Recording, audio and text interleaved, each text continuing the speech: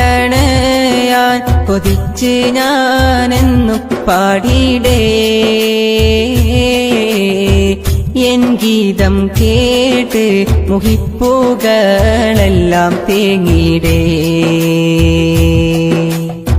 ഞാൻ കോർത്ത ഈശ്കിൻ വരികൾ കൽബകം ചേർത്തവർ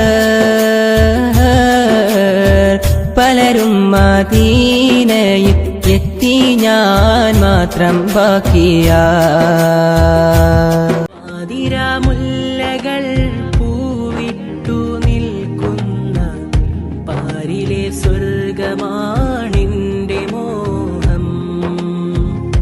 അമ്പിയ രാജാവുറങ്ങുന്ന